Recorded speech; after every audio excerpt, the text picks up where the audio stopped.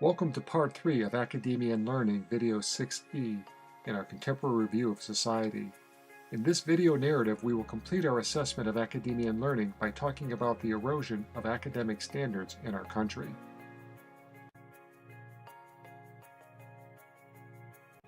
One very real and disturbing consequence of the control and domination of education at the hands of liberal elitist educators is the rapidly eroding academic standards in our country.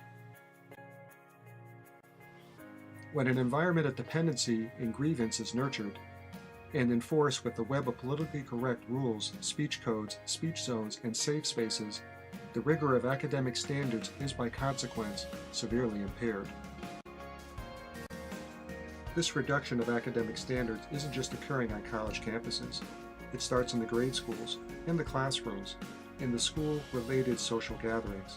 It happens whenever and wherever somebody in educational leadership says or does something directed at the student, publicly or otherwise, which reflects lessening of a standard of excellence, a healthy and value of self-development to both the mind and heart. When everyone is special, nobody is. Liberal educational elitists don't get this simple principle. Instead, they foster a recognition culture for mediocrity, as opposed to excellence. They encourage a culture of reward for just being there, instead of actually doing something special. The movement to hand out awards and trophies to everyone lessens the value of recognition. Recognizing students for participating awards or trophies for just trying is a fundamental erosion of academic learning. And when a school event is held for elementary kids and their parents for the purpose of a talent show, you would think that it would be a good event to attend with your family and see students showcase their abilities. What a great venue to sharpen personal skills, self-confidence, and have fun while doing it. Not so in New York, though. No, in the city which boasts some of the most liberal progressives, we are introduced to a new standard in middle school education. We get a gyrating drag queen giving an erotic on-stage performance, shocking the audience at a grade school talent show. What is wrong with the New York City Board of Education? Parents are furious after children as young as 5 years old were exposed to an erotic drag show performance at what was supposed to be a school district talent show. My first reaction was, "What the hell's going on?" Parent Rachel Morez told me. The New York Daily News described the lewd performance as complete with gyrations, tongue gymnastics, and a flash G-string. The May 25th performance shocked and enraged parents who could not believe the school district would allow a grown man to spread his legs and display his crotch to wide-eyed children. "I left the show the minute he started sticking out his tongue," one parent told the Daily News.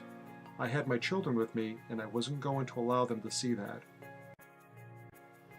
Here's the catch.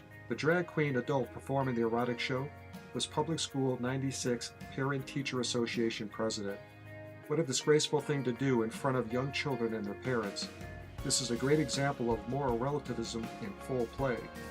This jerk of a PTA president chose to abuse his privilege to be on stage in front of the children, and instead of demonstrating something good, as a leader would, he decided to flaunt his deviant lifestyle, and he's so screwed up with his self-infatuation, he sees no wrong in his action. The academic standard is sliding across the board, especially at the collegiate level. Our liberal progressive culture is ruining American education with focus on the trivial instead of on the substance of education which develops critical thinking in mature adults. Where colleges are wasting our money and failing our children, as Andrew Hacker and Claudia Dreyfus, authors, take the time to warn us in their book, Higher Education. Colleges now offer pornography courses. UCLA offers a course called Pornography and Evolution, which delves into the explanation of why porn exists and how it embraces evolutionary theory in the social sciences. At the University of Wolverhampton, explicit video clips of pornographic films were shown in class by multiple professors. Showing porn in the classroom crosses the line between what is educational and what is just plain raunchy. When an educator breaks this threshold, it's no longer education, despite what spin or rationale the liberal progressive chooses to front his or her behavioral choice in content and form. Porn is not instructive. Porn is not worthy of serious consideration or study. It is what it is. When porn is shown to students by professors, the students become the victims. When the authority of the professor pushes pornography and hoists it on a classroom, the students are subjected to exploitation and violence. This is not education. Sex Week at college is now mainstream. At several universities, pornography extends beyond the classroom. It's becoming popular for many campuses to host a Sex Week. At these events, there are instances where pornography is introduced and encouraged through lectures by naked instructors, pornographic devices, and such. Sex Week celebrations, which are often paid for with university money, have now spread to Harvard, Columbia, University of Chicago, Brown, Northwestern, University of Tennessee, University of Michigan, and a smattering of other schools. These events don't educate, they are simply impersonating education. Instead, these events and the people behind them simply aid and abet the sexual assault problem on college campuses. And they encourage unhealthy sex practice without consideration to scientific research, academic, sociological research, or even pragmatic, real-life application of what's being shown. This type of content worming its way onto college campuses and into the classrooms is another clear example of academic standards under attack and the chaotic mind of the moral relativist. In January of 2011, the New York Times reported the standards have fallen in universities. The report highlights how students aren't even coming close to academic standards set by educators, and over time the shortfall has quadrupled. Little wonder, many universities now market themselves as havens for fun and recreation, and as the Time puts it, the students are taking the universities at their word. The Delta study the Times article refers to notes how spending for non-academic recreation facilities has been increasing relative to spending on academic instruction. Colleges are marketing lifestyle and recreations over academics. In fact, one college actually sent out Frisbees and chocolate chip cookies in its recruitment package. The message couldn't be clearer. Come to our college. It's a vacation spa. It's Club Med. A recent conference hosted by an Ivy League university focused on integration and inclusion in K-12 education and included workshops on how educators should face white privilege in their classrooms, how they should challenge microaggressions, and address Eurocentric pedagogical approaches. We didn't realize how messed up our educational curriculum in the classroom is today. Thank goodness we have social warriors from Columbia University to straighten us all out. Cecil College writes, the cost of higher education is spiraling out of control, and families are contemplating whether or not taking out student loans with sky-high interest rates and years of debt are worth the investment. It's no question that times have changed. College is more of a 4-year summer camp now than ever before. More and more studies are finding that students are studying less and less each year. But really, who needs studying when accredited universities are offering classes with zero real-world application? Here's just a sample of 15 different colleges in the United States offering worthless college courses, exemplifying the deterioration in academic standards in America and the growth of frivolity and weaknesses in our universities. This sample typifies how moral relativists in academia are undermining the educational excellence in our colleges and squandering precious American resources on the pursuit of worthless education and courses. Oh, look, a chicken. Demystifying the hipster. Zombies in popular media. What if Harry Potter is real? How does it feel to dance? Pattern making for dog garments. The joy of garbage. Queer musicology. The Hunger Games class, politics, and marketing. Learning from YouTube. Science from superheroes to global warming. Lady Gaga and sociology of fame. Juggling. The sociology of Miley Cyrus. and how to watch television. The Daily Caller News Foundation reported in 2016 a public college offering blacks-only classes, and then defending it as totally okay. What are we coming to here? Are educators really serious about this nonsense? Are we stumbling our way backward into segregation and calling it progress? We think it's just stupidity and nothing else. And we now hear about some real progressive liberal courses being offered at Hamilton College. Why, in fact, they're breaking through the deep social injustice in our society with such avant-garde classes, advancing courses on white privilege and the role of masculinity, power structures, global capitalism, and the nastiness of competitive athletics, and the deplorable racism, and not to be forgotten, the sexism in professional sports. Why such deep intellectual exploration will really advance young minds. Hamilton College should be awarded a Nobel Prize for such vast insight and vision. At Yale University in December of 2015, Yale students signed a petition to repeal the First Amendment to the Constitution, the right to free speech, displaying an alarming level of stupidity at one of the nation's top universities. There's clearly a message in this moment in time, where bright, highly educated students can so carelessly sign a document intended to strip away their basic political and social rights. Students at the University of Pennsylvania removed an iconic portrait of William Shakespeare, located at the entryway to the English department, and replaced it with one of Audre Lorde, a 20th century black feminist and lesbian poet. The department voted to oust Shakespeare several years ago in order to represent a more diverse range of writers, reported the Daily Pennsylvania, the student newspaper of the university. William Shakespeare is only the greatest writer of the English language, and in a world of plummeting academic standards, how could we not understand the rationale of fools like this? Oh yeah, we forgot. It's important to replace white males with black feminist lesbian figures. Grade inflation in the American educational system has become systemic, and it is systematic of a softening of academic standards and the aspirations for academic excellence in American schools, both public and private. This issue is not restricted to just the collegiate level. It has long been a criticism of our elementary, middle schools, and high schools across America.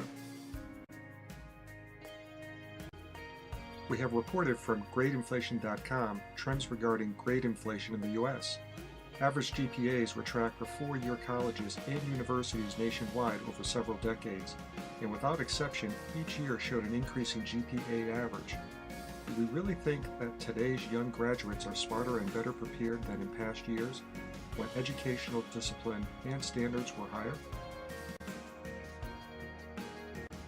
Another striking indication of a culture in decline, especially in academia and our communities, is the rise in school crime and violence. U.S. News and World Report released an article in June 2014 reporting that the number of teachers who say they've been physically attacked by students is the highest yet.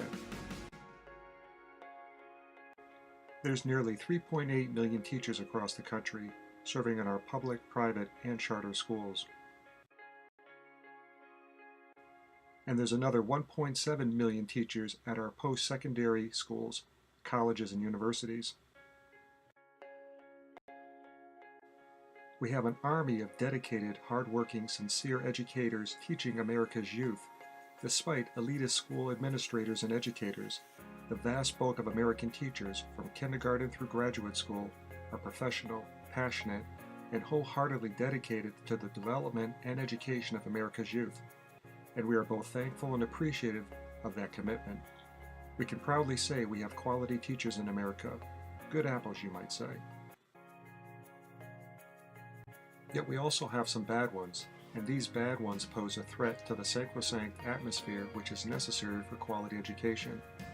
The bad apples we're referring to are those teachers which exploit their authority and access to our children for self-serving, prurient reasons. Sexual assault on minors by engaging students, both male and female, in sexual relationships. This issue is a growing one in our schools, as the firm moral standards in our culture have deteriorated over the past few decades. The incident of sexual predative teachers has risen. In 2007, nearly 7 years ago, the Associated Press reported how sexual misconduct is plaguing U.S. schools. In their survey report, they found 2,500 incidents over 5 years across all types of districts. After a 7-month investigation, they found 2,570 educators who had their teaching credentials revoked, denied, surrendered, or sanctioned from 2001 through 2005, following allegations of misconduct. We have millions of good educators. The weakness of a few endangered a profession for all. Considering all the preceding issues and concerns about our American academic institutions, is it any surprise that academic performance in America is failing? U.S. expenditure on education. How much money do you think the United States spends on public elementary and secondary schools in a given year? The sum doesn't include post-high school expenses to go to technical schools or college. Simply put, a lot. In total, more than any other country in the world. The U.S. expenditure on education in any given year is considerable. In 2012 through 2013, the total expenditure for public elementary and secondary schools in the U.S. amounted to $620 billion, or $12.3 thousand per pupil. This figure doesn't include tertiary education, like technical schools, colleges, and universities. If you were to account for all educational costs in America in a given year, we're looking at about $983 billion. In each subsequent year, that figure is quite likely to increase. It is indeed a considerable amount, and as you can see on the chart for the fiscal year of 2017, it's the third highest expenditure in the U.S. government after pension and health care. Another important consideration is how much America spends on education, elementary through high school, especially on a per-pupil basis. And how do we rate versus other countries in the world? Here are the statistics for the year 2007. Although 7 years ago, it's still a very good indication on how we compare internationally. As you can see, based on 2007 data, the average for OECD countries or Organizations for Economic Cooperation and Development is in yellow at $7,207 a student, compared to the United States in green at $10,559. The U.S. is 46% higher per student than the average spend of the other 29 countries. Clearly, education is a high priority in the United States, and it is complemented with good technology and community infrastructure to support that investment. In 2013, the average U.S. spend per pupil for elementary and secondary education increased to $11,800 per pupil, yet the spend decreased versus the average OECD spend of $9,200, lessening the U.S. advantage from 46% higher in 2007 down to 26% 6 years later. In the bottom chart, you can see where the U.S. compares on spend per pupil with other nations of the world. We're still in good territory, reflecting our national commitment to the value of learning and education. So we know we spend a great deal on education in America, and we know it's a high priority, given it's the third highest expenditure by category in our national expense. And we spend more per pupil at both the elementary, secondary, and tertiary levels than nearly all other nations across the world. That's all good and something we should be quite proud of. There's an old saying in business management. It goes something like this: don't confuse the amount of effort with the final result. Many times people work very hard at something. They spend a lot of resources doing it, and they fail to get the job done right, or at all. So, in our educational world today, people may be working hard, very hard in fact, and we're spending a fortune trying to educate American youth. And overall, as a nation, that effort and treasure is not yielding close to the quality of results we should be getting. So, what are we getting in results for our educational spend? Are we highly competitive and advancing in the world? Can we be proud of our performance results, as we can be of our commitment as taxpayers and citizens of the United States? The answer is not so good. We're going to show you real factual results, not somebody's loose opinion, but cold, hard facts. Unfortunately, the performance results for the US are embarrassing. When compared to other nations in the world, based on 2012 data through the Global Education League, and drawn from the Program for International Assessment, OECD, we rank a dismal 36 in overall ranking. When measuring our mathematics scores, our reading scores, our science scores versus 65 other nations. According to the Global Education League, here's a chart which conveys the actual performance results for nations across the world. We don't do so well. Our ranking in mathematics is 36. Our ranking in reading is 25th. And our ranking in science is 28th. And look at the top of the chart. In all three performance categories, China and Singapore handily dominate. And look how the US compares to the OECD average in yellow. We're below that in all three categories. The gap between Asian nations and the US students on the math portion of the GMAT has widened as of 2014. We're not getting better, but worse, and math scores are predictive of future capability in science and technology fields. Here's data showing performance results for 15-year-olds on math scores based on PISA mathematics literacy proficiency levels. Below levels 2 or above level 5. The United States, by percentage, ranks very poorly on both categories. Again, we see Singapore and Chinese provinces scoring right at the top. If this doesn't concern you, it should. These are 15-year-olds as of 2015. They represent the nation's future, and the picture looks quite grim indeed. We need to be honest with ourselves.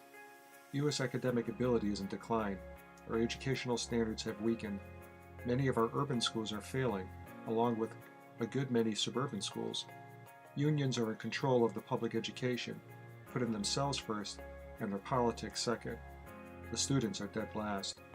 And federal liberal progressive policy in education is in disarray, contributing to a serious erosion in American academic performance. Worst of all, we've allowed the moral relativists, the liberal progressives, to take over education in America, dumbing down standards, pushing political correctness, suffocating free speech, pushing morality and God out of schools, and inviting a cultural nirvana of idiocy in safe spaces, the deceit grade inflation and union control, the emptiness of elitist educators.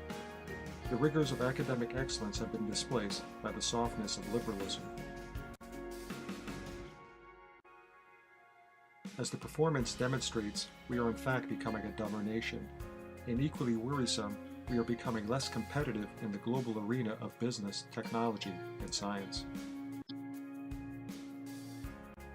And to add salt to the wound, college is getting more expensive, especially for those who can least afford it. The price of going to college is soaring, both at private and public schools, and the unpleasant reality is making the cost of higher education unaffordable to many. The high costs are now a barrier for today's youth towards greater education and upward progression. This is another result in American education which does not bode well for the country. Academia and learning in America is not trending in a good direction. One point we would like to leave you with is a quote by the Dalai Lama. He says, "It is vital that when educating our children's brains, that we do not neglect to educate their hearts. And hearts means soul, and educating the soul requires the teaching of moral values and the acceptance of God." The emerging picture of academia in the American educational system is both concerning and disturbing. Without question, our educational system is slowly and clearly eroding. You can read the list as we enumerate the reasons. But these conclusions are not based on subjective opinions, yet on cold, hard facts. Invariably, the causes to our fall from grace in educational America can be specifically traced back to the heavy influences of an American culture stressed by moral relativity. where learning is the casualty and our communities and nation then suffer. This concludes video 6E on academia and learning. Please continue on to Arts, Music, and Communications for the next video narrative, covering the sixth and final primary institutional group within our contemporary culture. Please go to video 6F.